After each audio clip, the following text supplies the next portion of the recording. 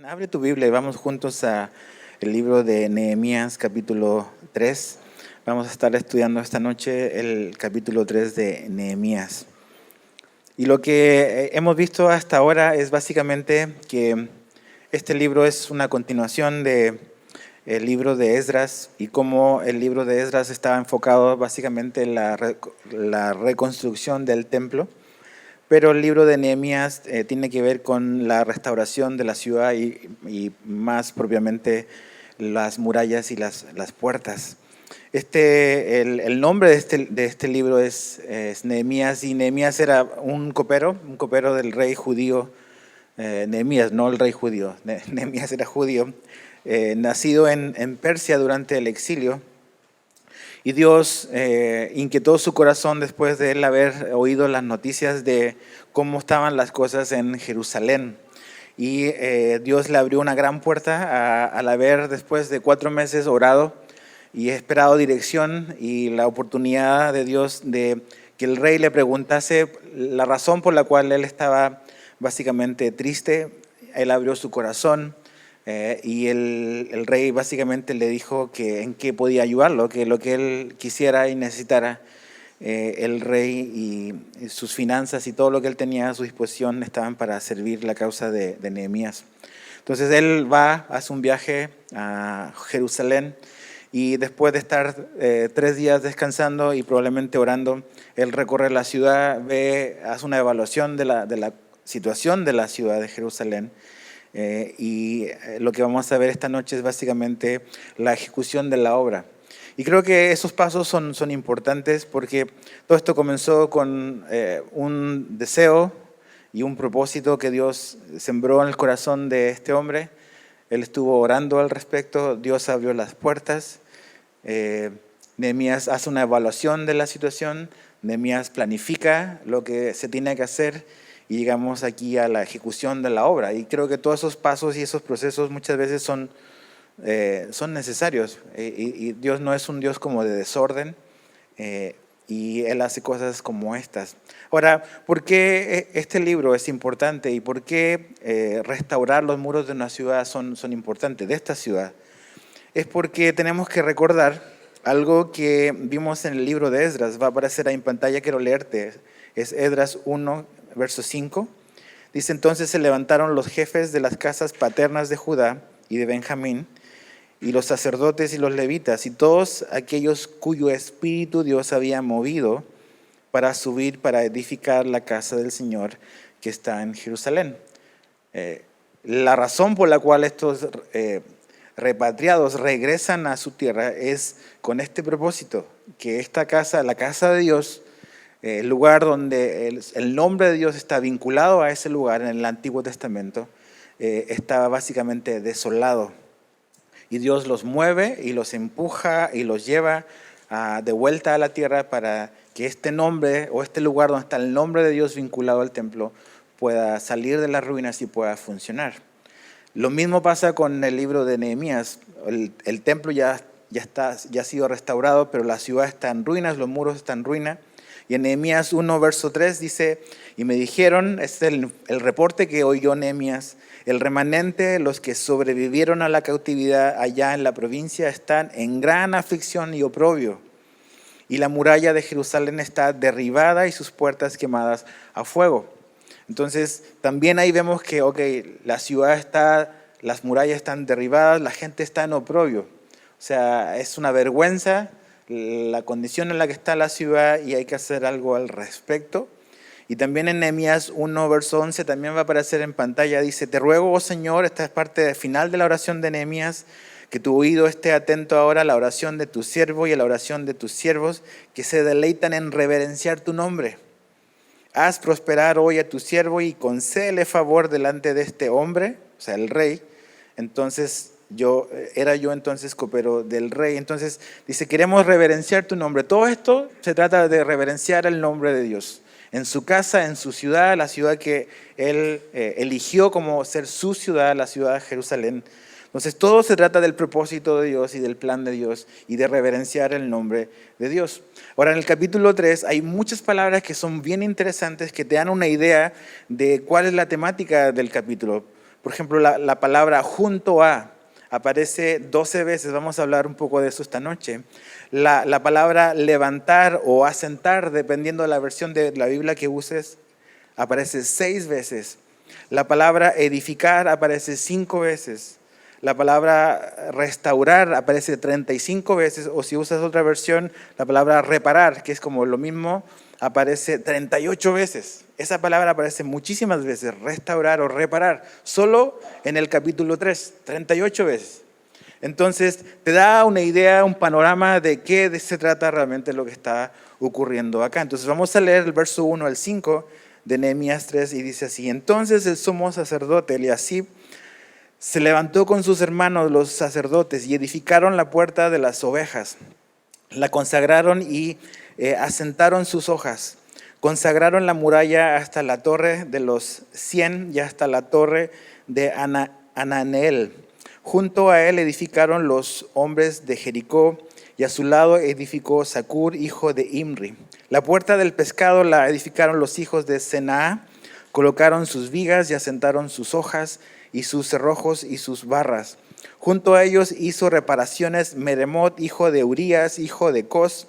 A su lado hizo reparaciones Mesulam, hijo de Berequías, hijo de Mesesabel. Y junto a este hizo reparaciones Sadoc, hijo de Baana.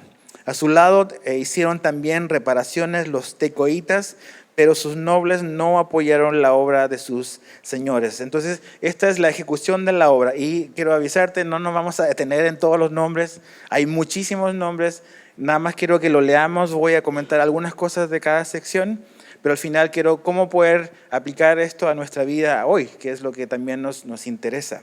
Entonces, básicamente aquí comienza la ejecución de la obra, de la restauración del muro y también de las puertas. Y si tú vieses como un plano de la ciudad de Jerusalén, con una especie de rectángulo y con un cuadrado adentro que representaría al templo, el orden que sigue Nehemías para explicar el plan para restaurar la muralla y las puertas es como contrario a las manecillas del reloj, partiendo desde el noreste.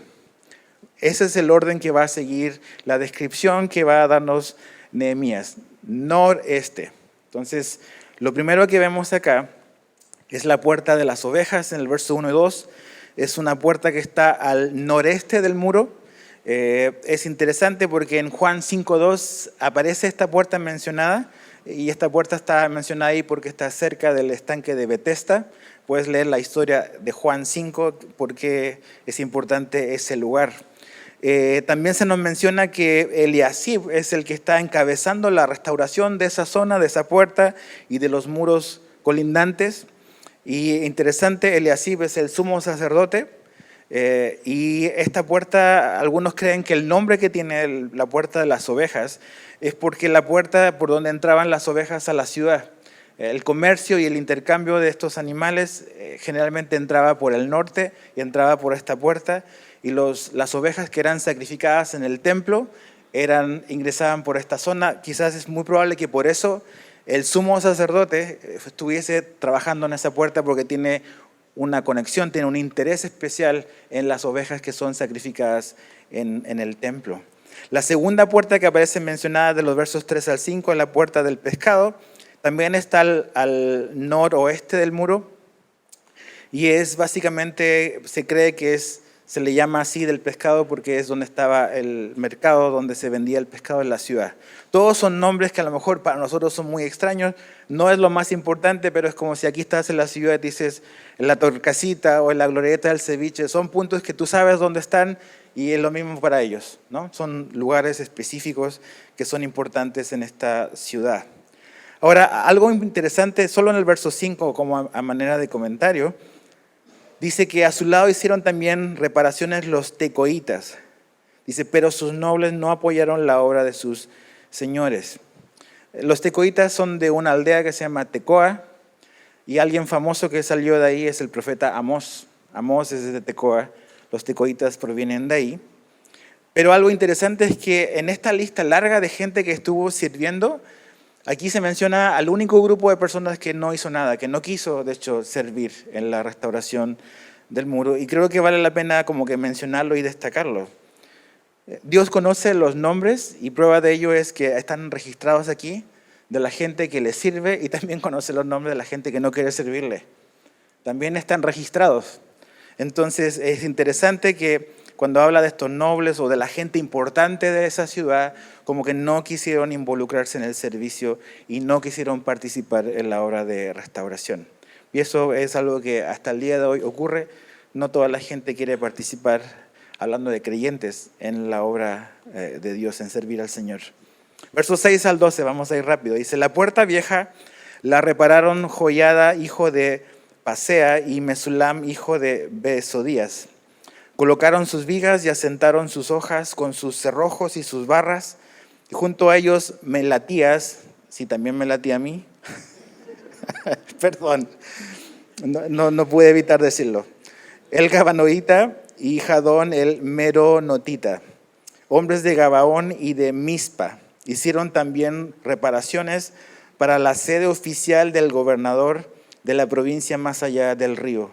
A su lado hizo reparaciones Uziel, hijo de Arhaía, de los orfebres, y junto a él hizo reparaciones Ananías, uno de los perfumistas. Ellos restauraron a Jerusalén hasta la muralla ancha, y junto a ellos hizo reparaciones Refaías, hijo de Ur, oficial de la mitad del distrito de Jerusalén. A su lado, Jedaías, hijo de Arumaf, hizo reparaciones frente a su casa, y junto a él hizo reparaciones Atús, hijo de Asabnías, Malquías, hijo de Arim, y Asub, hijo de Paat Moab, repararon otra sección y la torre de hornos. Junto a él hizo reparaciones Salum, hijo de Aloés, oficial de la mitad del distrito de Jerusalén, él con sus hijas. Cosas interesantes en esta sección. Esto sigue siendo, o más bien esto ya es, si ves el rectángulo, la muralla norte, esto ya corresponde a lo que es la reparación del muro del lado oeste, ¿no? Del lado izquierdo, si vieres como que los muros de la ciudad desde arriba. Se menciona una puerta vieja, se menciona la torre de hornos, pero algo muy, muy interesante es, en el verso 8 aparece un hombre llamado Uziel, que era orfebre. Y un orfebre es básicamente un artesano que trabaja piedras preciosas o materiales preciosos, metales preciosos, como el oro y la plata. Ahora, me llama la atención que un hombre así esté involucrado en un trabajo de reconstrucción. Y no solamente eso, sino que también vemos a otro nombre, a Ananías, y que dice que es un perfumista. Y también está trabajando en la restauración del muro. Entonces creo que eso es importante y nos da una idea de que servir a Dios no necesariamente y únicamente tiene que ver, como dijimos hace unas semanas, con las cosas con las que nos sentimos cómodos o con las que tenemos habilidades. O sea, yo me imagino las manos de un perfumista eran manos muy delicadas, quizás jamás en su vida habían agarrado un ladrillo. Pero aún así, su disposición a servir y a participar en una obra que no tiene que ver ni con su rubro, ni con su gremio, ni con lo que él hace normalmente. Y creo que esto que hemos hablado de disponibilidad, de estar dispuesto a servir al Señor donde está la necesidad, creo que son condiciones y actitudes que nos abren puertas para poder ser útiles en las manos del Señor, ¿no? Un artesano de oro y de plata, una persona que hace perfumes, ¿qué tendría que ver o qué sabría de repellar y de resanar y de levantar paredes, ¿no? Lo mismo que sabe un copero de un proyecto de ingeniería, organizar gente. ¿Te das cuenta? O sea, Dios usa lo necio y lo vil para avergonzar a los sabios, dice Pablo. Entonces Dios nos da la gracia que necesitamos para el llamado que Él nos hace. Lo vemos muy claramente en estos hombres. Algo también que llama mucho la atención en el verso 12 es que también las mujeres estuvieron involucradas, las hijas de estos hombres, en el trabajo duro. No solamente llevando sándwich, levantando paredes, ahí trabajando duro en la obra de Dios. Hace un par de años, no sé si les conté, conocí en Cuba, tuve la oportunidad de ir a Cuba, y en ese tiempo había un grupo de misioneros que venía de Rusia. Y era un hombre y dos señoras, y que fueron a Cuba para básicamente servir en la construcción. Entonces yo decía, bueno, y a ver, este señor es el constructor, pero las hermanas como que aquí vinieron, ¿no? Entonces de repente vamos a ver un lugar y veo a las señoras trepadas en el techo. Una arriba y otra abajo agarrando los bloques y ¡fum!, aventándoselos para arriba. Yo quedé así como con la boca abierta. Las señoras haciendo un trabajo físico rudo, rusas, ¿no? ¿Te imaginas una mujer rusa? Y no una jovencita. Eran mujeres que tenían de 50 años para arriba. Y estaban ahí levantando paredes, poniendo techo. Y yo quedé así, órale, ok, pues aquí no son rusas, pero están trabajando en poner una muralla, en trabajar en eso. Ahora, verso 13 al 14, dice: Anún y los habitantes de Zanoa repararon la puerta del valle, la edificaron y asentaron sus hojas con sus cerrojos y sus barras y 1000 codos, o sea, 450 metros, de la muralla hasta la puerta del muladar. Malquías, hijo de Recab, oficial del distrito de Bet-Akerem, reparó la puerta del muladar, la edificó y asentó sus hojas, sus cerrojos y sus barras. Aquí seguimos en el lado oeste del muro, es la reparación de ese lado. Se habla de la puerta del valle, se habla de que trabajaron hasta la puerta del muladar. Son puras puertas que hay alrededor de la ciudad. Esa puerta del valle, si te acuerdas, en el capítulo 2, me parece que el verso 15 o 14 por ahí, es la puerta por la cual Nehemías entró a la ciudad y dio la vuelta, hizo la inspección y volvió a salir por esa misma puerta. Esa es la puerta de ingreso y de salida que tomó Nehemías para supervisar la ciudad antes de la obra de construcción. Y esta, cuando habla de la puerta del muladar, es básicamente la puerta de salida de Jerusalén que te llevaba como al basurero municipal. El muladar es eso, como un basurero municipal. Verso 15 en adelante. Salum, hijo de Col-Ose, oficial del distrito de Mizpa, reparó la puerta de la fuente, edificó, la revistió y asentó sus ojos, sus cerrojos y sus barras, y la muralla del estanque de Siloé en el jardín del rey, hasta las gradas que descienden de la ciudad de David. Después de él hizo reparaciones Nehemías, no es el autor del libro, no es ese hombre, hijo de Azbuk, oficial de la mitad del distrito de Betsur, hasta un punto frente a los sepulcros de David, hasta el estanque artificial y hasta la casa de los valientes. Tras él hicieron reparaciones los levitas bajo Rehum, hijo de Bani, junto a él Asabías, oficial de la mitad del distrito de Keila, hizo reparaciones por su distrito. Después de él hicieron reparaciones sus hermanos bajo Babai, hijo de Enadad, oficial de la otra mitad del distrito de Keila. Y junto a él Eser, hijo de Jesúa, oficial de Mizpa, reparó otra sección enfrente de la mitad al arsenal del ángulo. Después de él, Baruch, hijo de Sabai, con todo fervor reparó otra sección, desde el ángulo hasta la puerta de la casa del sumo sacerdote Eliasib. Tras él, Meremot, hijo de Urías, hijo de Cos, reparó otra sección desde la puerta de la casa de Eliasib hasta el extremo de su casa. Y después de él hicieron reparaciones los sacerdotes, los hombres del valle. Tras ellos, Benjamín y Asub hicieron reparaciones frente a su casa. Después de ellos, Azarías, hijo de Maasías, hijo de Ananías, hizo reparaciones junto a su casa. Binui, hijo de Enadad, reparó otra sección, desde la casa de Azarías hasta el ángulo y hasta la esquina. Palal, hijo de Usai, hizo reparaciones frente al ángulo y la torre que sobresale de la casa alta del rey, que está junto al atrio de la guardia. Después de él hizo reparaciones Pedaías, hijo de Faros. Los sirvientes del templo que habitaban en Ofel hicieron reparaciones hasta el frente de la puerta de las aguas, hacia el oriente y hasta la torre sobresaliente.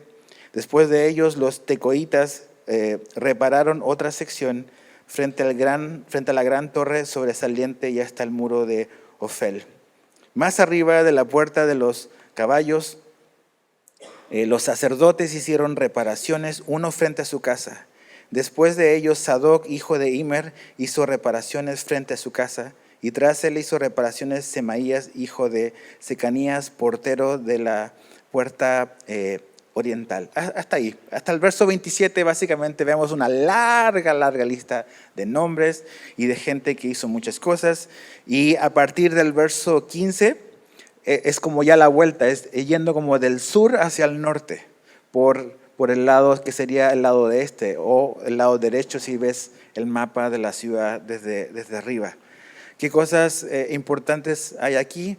Básicamente es eso, son una serie de nombres de puertas. La ciudad tiene muchas puertas, las puertas son importantes para estas ciudades porque eso es el punto de ingreso. Y uno de los problemas de Jerusalén no era solamente que los muros estaban abajo, sino las puertas estaban quemadas. Entonces hay que reparar el muro, hay que arreglar las puertas, porque si solo tenemos muros y las puertas no funcionan, ese es el punto por el cual los enemigos van a entrar. Las puertas siempre son importantes que estén básicamente como que listas. Entonces, voy a leer otra vez el verso 28 al 32, dice: más arriba de la puerta de los caballos, como decir del lado este, de la mitad hacia arriba, más o menos, por ahí. Los sacerdotes hicieron reparaciones, cada uno frente a su casa. Después, verso 29 de ellos, Sadoc, hijo de Imer, hizo reparaciones frente a su casa. Y tras él hizo reparaciones Semaías, hijo de Secanías, portero de la puerta oriental. Después de él, Ananías, hijo de Selemías, y Anún, sexto hijo de Salaf, repararon otra sección. Tras ellos, Mesulam, hijo de Berequías, hizo reparaciones frente a su vivienda. Después de él, Malquías, uno de los orfebres, hizo reparaciones hasta la casa de los sirvientes del templo y de los mercaderes frente a la puerta de la inspección hasta el aposento alto de la esquina. Los orfebres y los mercaderes hicieron reparaciones entre el aposento alto de la esquina y la puerta de las ovejas. Y si pusiste atención, está muy complicado, es dar la vuelta otra vez, vuelven a dar y llegar a la puerta de las ovejas. Es como ir girando alrededor del muro en contra de las manecillas del reloj. Algo importante del verso 28 al 32 son estas puertas que se mencionan: la puerta de los caballos en el verso 28, la puerta oriental en el verso 29, la puerta de inspección en el verso 31 y se vuelve a cerrar en la puerta de las ovejas. Entonces, ok, cerramos, amén, y nos vamos para la casa. No.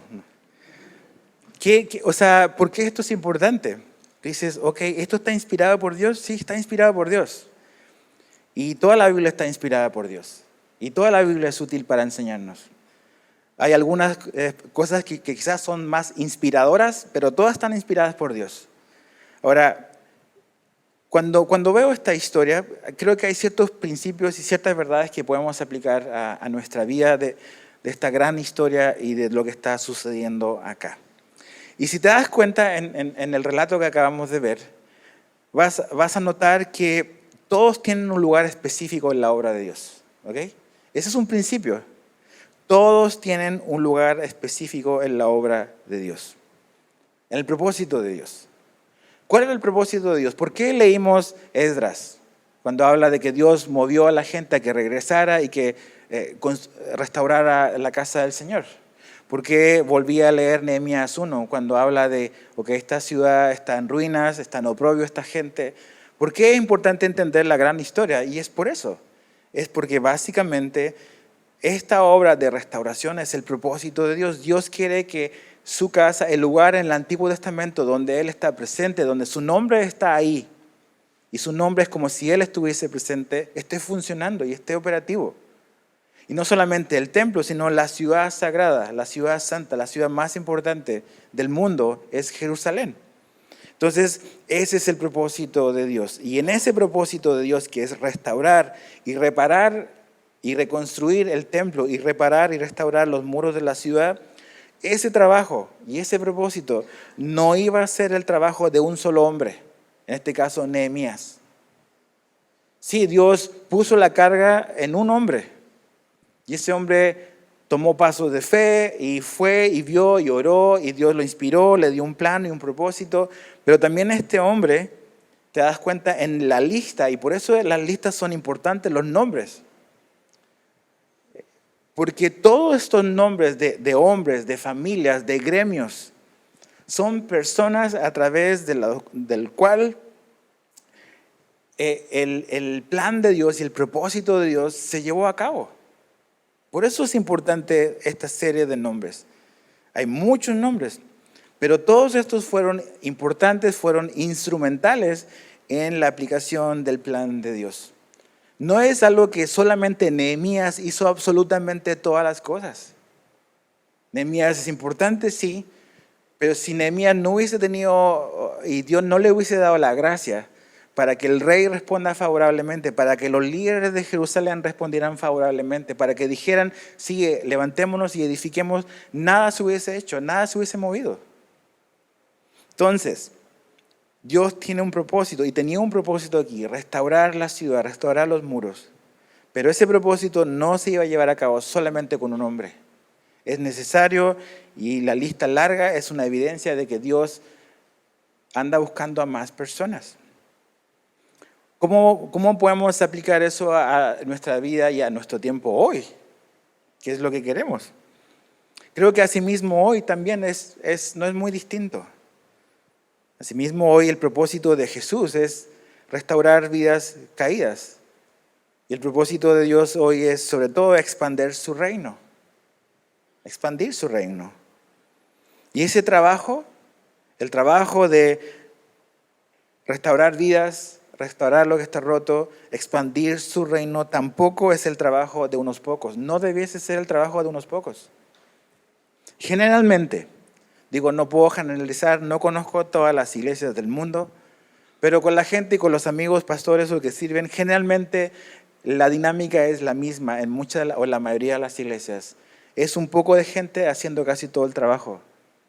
No todos están respondiendo al llamado de Dios. Entonces, aquí nos damos cuenta que todos cuentan, como se llama el mensaje de esta noche. Todos cuentan. No solamente Nehemías, sino cada uno de estos nombres, hombres, familias, gremios, contaron para que esto se pudiese llevar a cabo. Ahora, ve conmigo por favor a Mateo 28. ¿Cuál es el propósito de nosotros como iglesia? Bueno, Jesús nos da una buena idea en Mateo 28. Es un versículo que seguramente conocemos de memoria. Es la gran comisión. Pero ¿cuál es el propósito y cuál es nuestra razón de ser como cristianos? Bueno, aquí Jesús nos da la gran comisión, no es la gran sugerencia, la gran idea, no, es la gran comisión, la conocemos así. Y es la gran porque es la más grande, no es la única cosa que Dios nos pide o que Jesús nos pidió. Pero está al tope, ¿no? Ahora dice, vayan pues y hagan discípulos de todas las naciones, bautizándolos en el nombre del Padre y del Hijo y del Espíritu Santo, enseñándoles a guardar todo lo que les he mandado, y recuerden, yo estoy con ustedes todos los días hasta el fin del mundo. Mucha gente piensa que el mandato de Dios es ir, y ese no es el mandato principal, no es el verbo más importante en esta porción. La instrucción de Dios es hacer discípulos. Ese es el verbo más importante. Y para hacer discípulos tienes que ir, y tienes que enseñar, y tienes que bautizar. Pero la comisión es hacer discípulos, no es salir necesariamente. Eso no es lo más importante. Para ser discípulos tienes que salir, obviamente. Pero la instrucción de Dios y el imperativo es hacer discípulos. Y ese es un propósito y ese es un llamado que tenemos cada uno de nosotros. Nosotros debemos de colaborar, participar en esta misión que Jesús le dejó a sus seguidores. En Mateo 4, cuando Jesús iba caminando por el mar y empezó a llamar a sus primeros discípulos, Jesús le dijo, hey, ven, sígueme. Y Jesús le dijo, yo los voy a hacer pescadores de hombres. El seguir a Jesús, que es la invitación que Jesús nos hace a cada uno de nosotros, implica hacernos pescadores de hombres. Eso es lo que quiere Jesús, que tengamos la mentalidad de pescar hombres para el reino de Dios. Ese es el propósito, porque si no sabemos cuál es nuestro propósito, no sabemos, estamos a la deriva.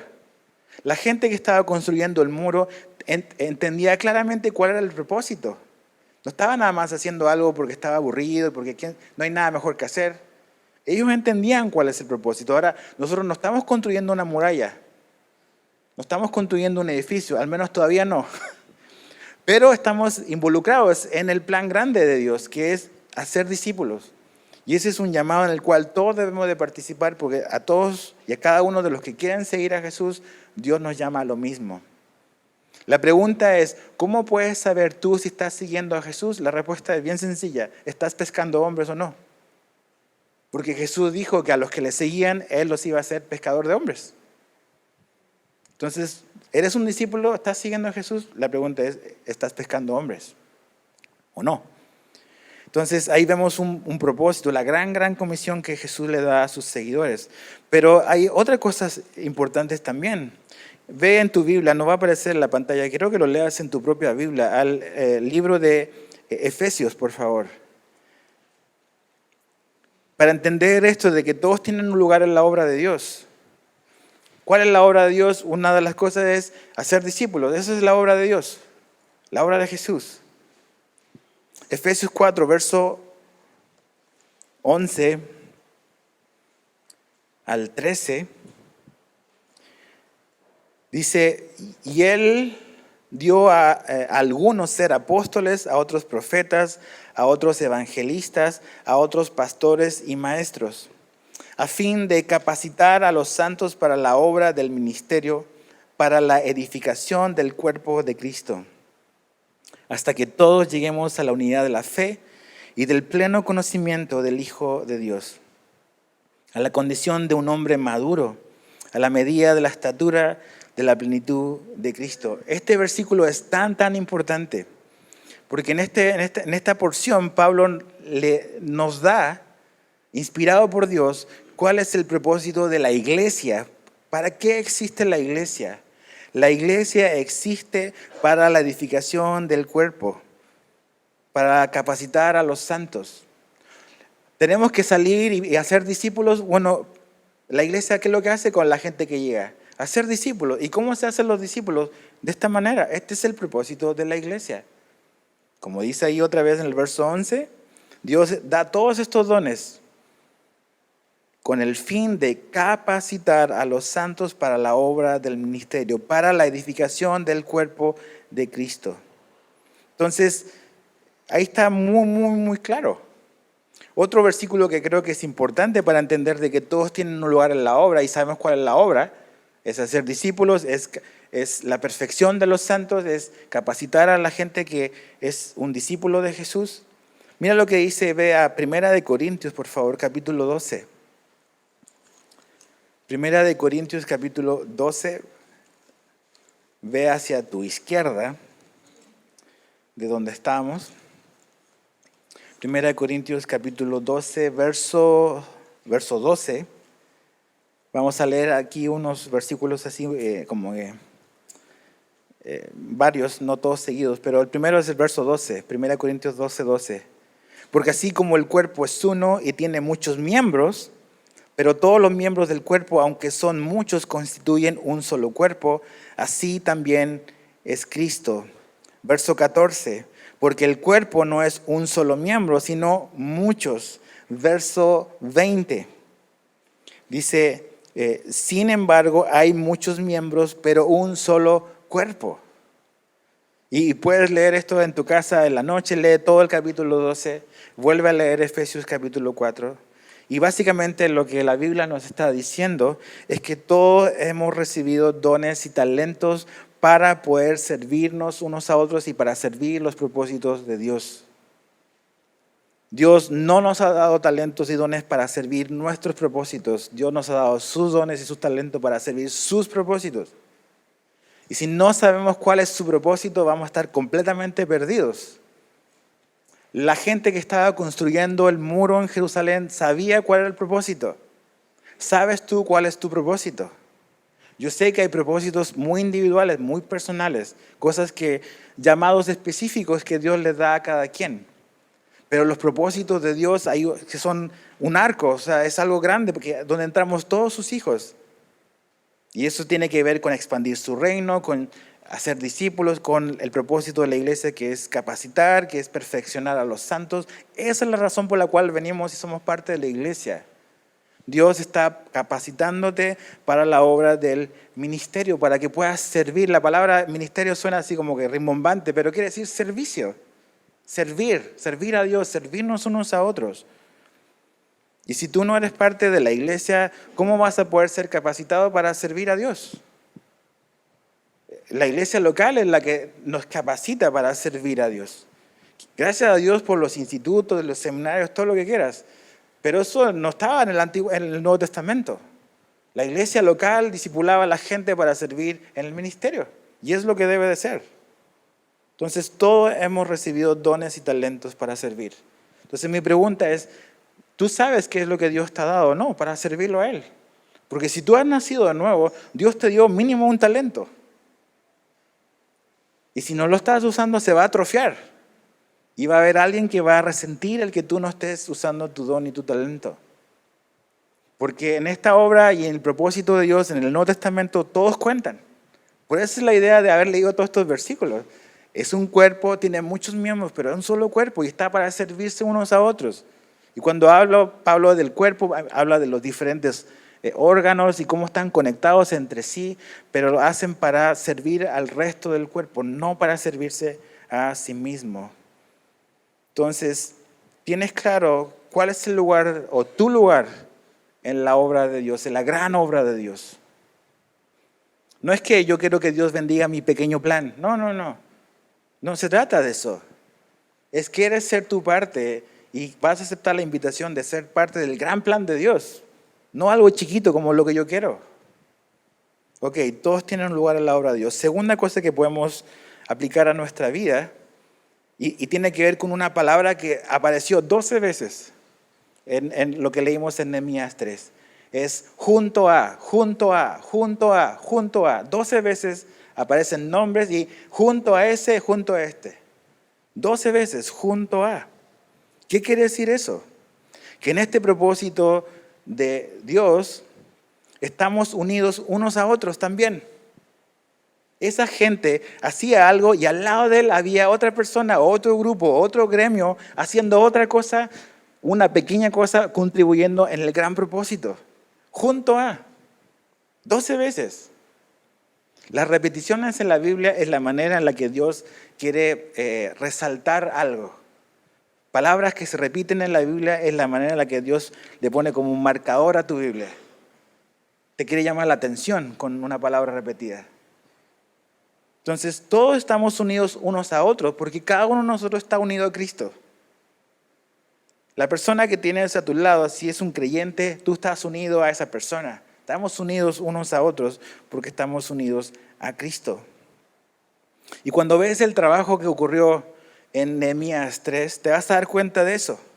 Que el trabajo de restauración fue un trabajo coordinado, donde todos estaban trabajando unidos uno al lado del otro.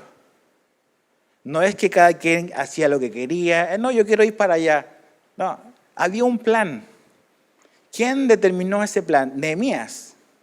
Nehemías ordenó. Claro, él no lo puede hacer solo, pero no hay 20,000 cabezas aquí. Sería un caos. Pero hay un lugar para cada quien y todos están unidos trabajando en el mismo propósito, uno al lado del otro. ¿Qué podemos como que pensar sobre eso?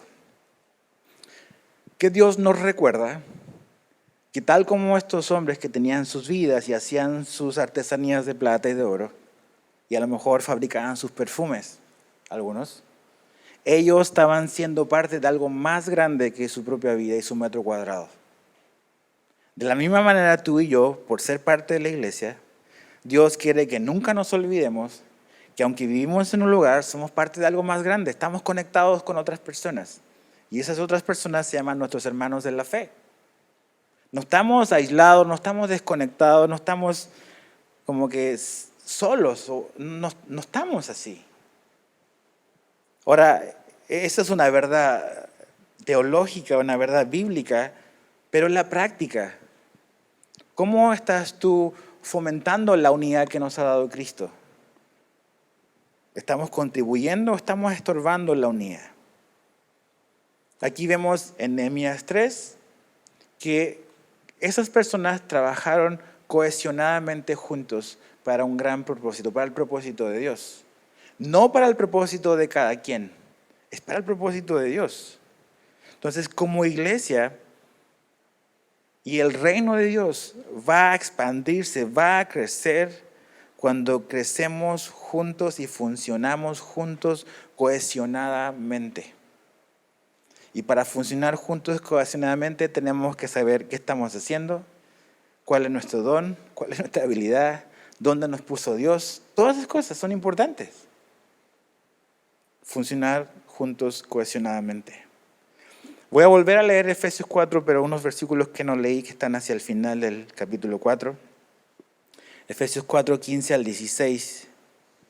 Cuando Pablo, después de que habla de que él puso estos hombres y personas para perfeccionar a los santos, él dice, entonces, verso 14, ya no seremos niños, sacudidos por las olas y llevados de aquí para allá por todo viento de doctrina, por la astucia de los hombres, por las artimañas engañosas del error. Más bien, dice, al hablar en amor, creceremos en todos los aspectos en aquel que es, dice, la cabeza, es decir, Cristo, de quien todo el cuerpo, estando bien ajustado y unido por la cohesión de las coyunturas, proveen conforme al funcionamiento adecuado de cada miembro, produce el crecimiento del cuerpo para su propia edificación en amor. O sea, es sumamente profundo aquí. Pero la idea es eso. Es que cada miembro, estando en el lugar donde Dios lo puso, funcionando cohesionadamente para servir al que está al lado, va a traer un crecimiento a todo el cuerpo de Cristo. Entonces, es importante entender, para que esto ocurra, ¿por qué estoy acá? ¿Por qué Dios me puso en su iglesia? ¿Cuál es el propósito de la iglesia? ¿Por qué Jesús o por qué Dios te puso en Calvary Chapel Cancún también? ¿Necesitas saber eso? ¿Cuál es el lugar que ocupamos como iglesia dentro del gran espectro de iglesias que hay en el mundo? ¿A qué nos llamó Dios a nosotros? ¿Y cómo tú puedes participar en cómo Dios nos ha colocado? Todas esas cosas son importantes, pero te das cuenta, aquí estamos unidos unos a otros. Estamos unidos. Entonces yo tengo una pregunta para ti. Si esta es tu iglesia, ¿qué tanto conoces a la gente que está sentada a tu lado, o al frente o atrás tuyo? Si tú dices que esta es tu iglesia, estás cohesionado, estás funcionando adecuadamente con el miembro que está adelante, atrás, a tu lado. ¿Sí me explico? ¿Te das cuenta lo importante que es poder como conocernos, poder pasar tiempo juntos en la palabra? Que adorar a Dios no es simplemente venir y cantar, o ni siquiera cantar, llegar solamente a la enseñanza, porque la enseñanza es lo más importante y después me voy y no tengo la menor idea de qué pasa a mi alrededor. ¿Cómo podemos funcionar cohesionadamente así? Entonces tienes que entender, y tenemos que todos entender aquí, que cada uno de nosotros tiene un lugar. Y si un miembro no funciona, todo el cuerpo lo va a resentir. Tú tienes algo que el resto de tus hermanos necesita y a ti te hace falta algo que tus hermanos tienen. Por eso debemos de entender de que estamos unidos unos a otros. Como estaban esta gente. Junto a. Ningún espacio quedó abierto, ninguna brecha. Todo lo que se tenía que hacer, cada quien estaba trabajando al lado del otro en un solo propósito. No cada quien siguiendo sus planes y todo su rollo, siguiendo mis sueños. No. Siguiendo el propósito de Dios. Dios no tiene sueños, Dios tiene propósitos. Y lo último.